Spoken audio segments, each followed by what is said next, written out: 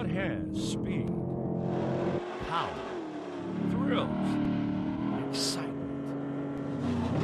and a little bit of danger thrown in? It's called off-road racing, and it's the best-kept secret in motorsports until now. Welcome to Off-Road A to Z.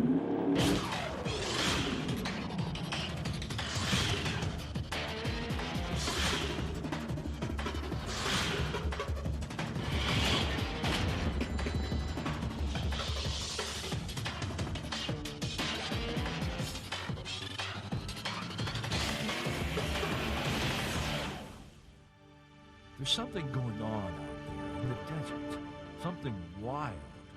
It's a collision of two powerful forces, one natural and one man-made.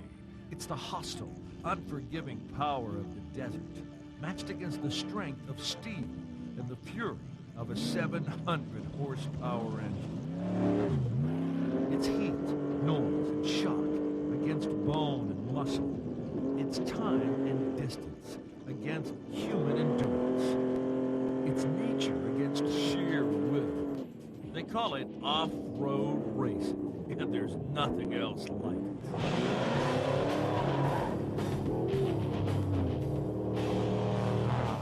Without a doubt, the most over-the-top of all motorsports, off-road racing combines all the excitement of wide-open, flat-out racing with the grueling torture of a desert survival course. It's the last type of racing where just about anything goes. Where most auto racing today consists of identical cookie-cutter cars, innovation is the king in off-road racing. And every car, truck, bike, and buggy is a reflection of its owner and builder. Like they said, if it rolls, it races. This wide-open variety of vehicles can only be raced by some pretty unique individuals. From hammered-down trophy truckers to bugs-in-the-teeth bikers, the people of off-road racing are the wildest bunch of hot dogs to ever hit the scene. The competitors are as diverse as the race vehicles they drive. This one is a law enforcement officer. This one is an accountant. This is my second year driving. This one owns a Christmas tree farm. This one is a bicycle manufacturer. And this one is still in high school. The one thing they all have in common is the good old need for speed. So what makes someone want to subject themselves to this kind of abuse? We get out and we drive out here in Baja. We had a great time. Stopped, had some tacos. There's some beautiful people, seeing the people and the way they live. We're getting to see the country, and we have had more fun than barrel monkeys. From a few people blasting out through the dunes to today's high-dollar racing extravaganzas, everybody agrees off-road racing has changed a lot since its first days. But as much as the sport has changed, it's stayed remarkably faithful to its roots. Nobody really knows when the sport of off-road racing actually started. But it's generally agreed that the first off-road race happened when two guys showed up at the same sand dune at the same time. As early as the 1930s, the big Detroit auto manufacturers recognized this desert environment as a great place to test out new cars. If engines, suspensions, tires, and cooling systems could last in this hostile climate, they could make it anywhere. Starting right after World War II, a passion for speed invaded the desert. And this led to the Carrera Panamericana, or the Mexican road race. A bunch of lead-foot Norte Americanos, including some very famous racers like Jerry Unser, Bill Straub, and Bill France, to name a few, joined about a bazillion Mexican road racers for some wild and crazy racing. The beginning of the off-road, it was nothing like today, you know, the technology, you know, all that stuff, you know, way up, a lot of money. Over there, it was a sport. Now it's business, you know, but it still is a lot of fun, you know. And no. To me, it's one of the best things that happened to my life, you know. The Mexican road race wasn't supposed to be an off-road race. The trouble was, there wasn't very much paved road in Mexico at the time. So the race course took a few turns out into the deep sand. It's an exciting thing for these race cars to come through in a little village that doesn't see many people, throughout the year. So it's their way of creating extra excitement. When we come back, we're going to join another bunch of good old boys who are also kicking up huge clouds of dust when Off-Road A to Z continues. By the mid-50s, a different type of off-road was taking place in Southern California. Hundreds of cars, bikes, and home-built contraptions of every kind showed up every weekend, and the sweet sound of open pipes and flat-out engines howled through the desert. The man who gets the most credit for getting today's off-road racing on the road is also known for his land speed record attempts. Mickey Thompson. Mickey Thompson was a real pioneer in the sport. He had some pretty wild machinery back in those days, and he actually is what kind of formulated SCORE in the beginning, and when Salfish went to work with him, and they put the SCORE series together, and he was a promoter. He was man. He knew how to promote, and he did a lot of things for the sport. But again, he had some equipment that was rather unique, rather revolutionary, and some of it was good, some of it didn't work out so well. But he was always an innovator. I mean, he was always trying to do stuff, and he was always trying to create new things and better things. And it was unfortunate, how his career ended. But boy, I'll tell you why he was around. He was a promoting dynamo. Thompson put together an organization called SCORE, which has become the world's largest off-road racing sanctioning body. Thompson wanted to bring the sport closer to the fans. So in addition to point-to-point racing like long-distance Baja races, he also created off-road race courses at places like Ascot Park and Riverside International Speedway, where fans could sit in the stands, visit the concession stand, and still see all the action. The man who runs SCORE today had a special relationship with Mickey Thompson. Their work together goes back to the very beginning of off-roading. He's the CEO of SCORE International, Sal Fish. SCORE started basically about as an idea about 35 years ago with Mickey Thompson. And Mickey started recruiting me about 32 years ago. I bought Mickey out, and I've been the owner of SCORE since, in the 80s, and been running it all these years. These days, in addition to being take-no-prisoners racing, every off-road race is also a family reunion and a very exclusive club meeting for the stars of the sport, both yesterday's and today's. At this year's Tecate SCORE Baja 500, several legends of the sport were honored for their lifetime of racing accomplishments. Their memories will give us a good idea of what this off-road thing was like in the early days. I was coming down a long graded road, and this cow was just running towards me, and I was saying earlier, the lights had this cow blinded. He couldn't see which way I was coming from, and he just kept coming. I was trying to drift away from it, and he just kept coming, and all of a sudden, boom! And I'm thinking, I'm 20 miles from the finish line. I got this points thing here, and I'm running into cows, and I'm doing all kinds of. It was not a good evening. Back then, literally anything that rolled up to the starting line took the green flag, from Jeeps to pickup trucks to muscle cars.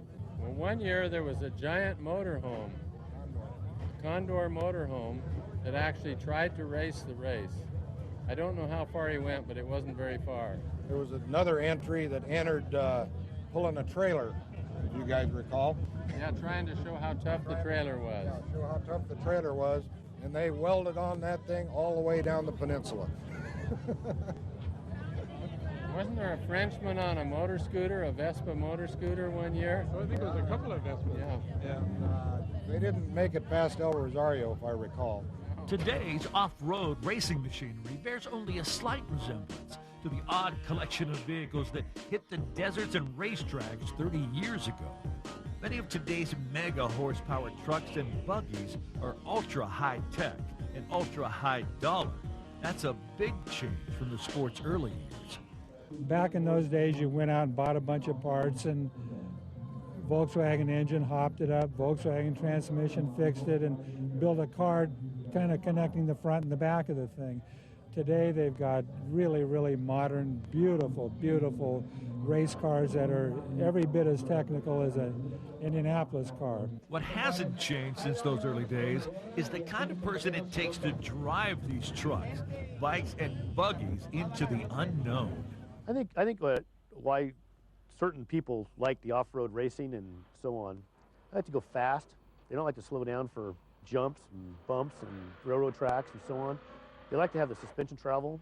It is pretty much of a thrill and almost a natural high to be able to go through 3-foot whoop-de-doos in a truck at 40, 60, 80 miles an hour.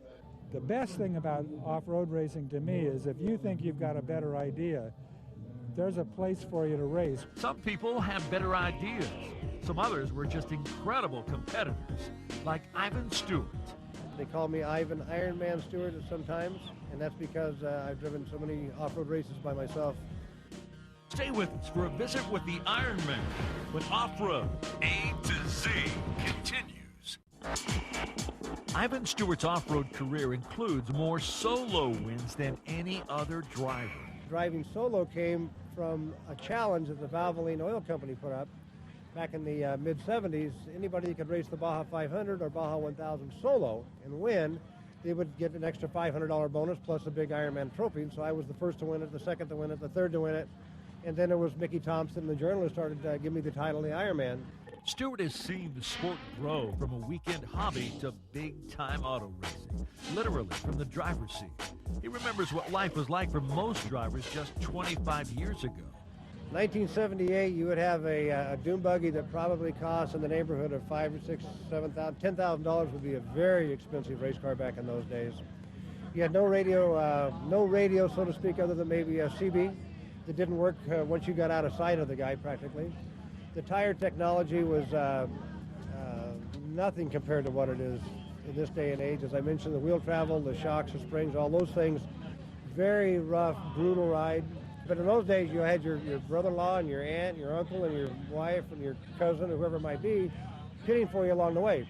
And when you got there, because a lot of times you couldn't afford to pre-run, you just hoped they were there where you needed them. So maybe you got gas, maybe you didn't. From those wild and woolly early days, Stewart has learned one thing that he's happy to pass on to anyone thinking about getting into off-road racing.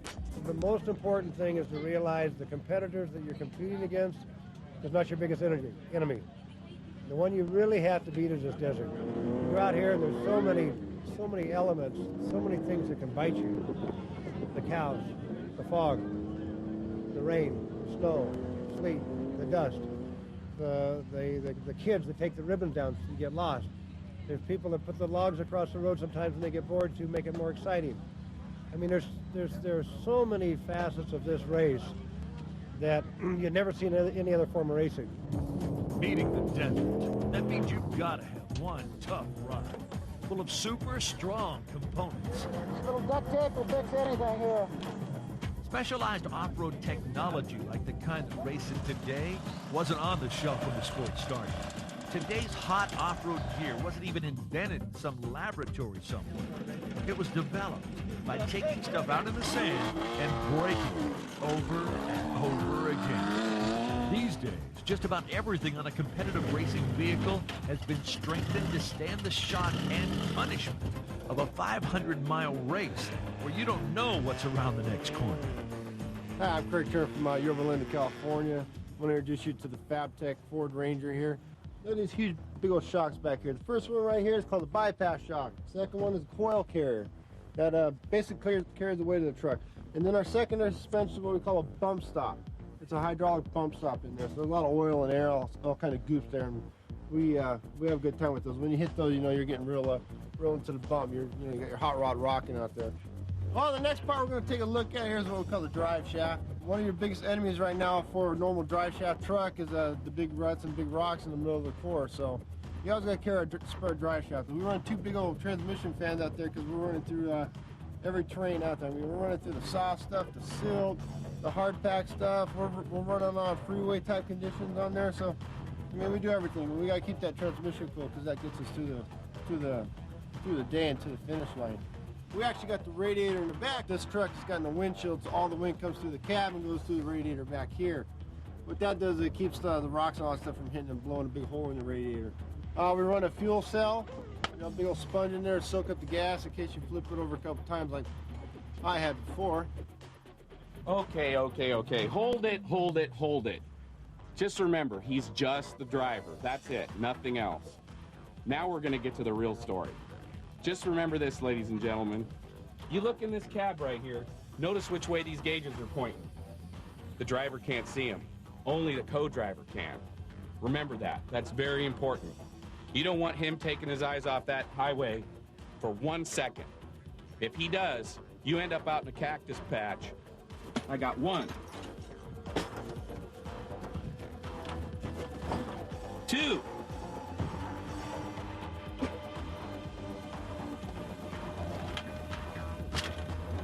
3.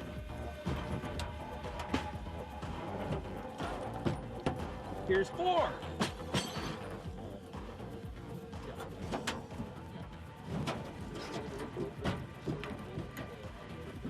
Finally, number 5.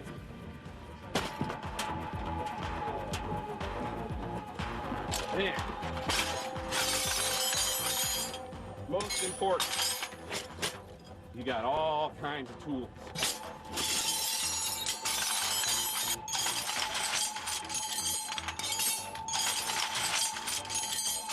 You can see that you're going to need assortments of these wonderful tools right here. But no matter how strong you build it, no matter how much stuff you take with you, and no matter how well you think you've prepared, there's always something waiting out there on the race course to ruin your day.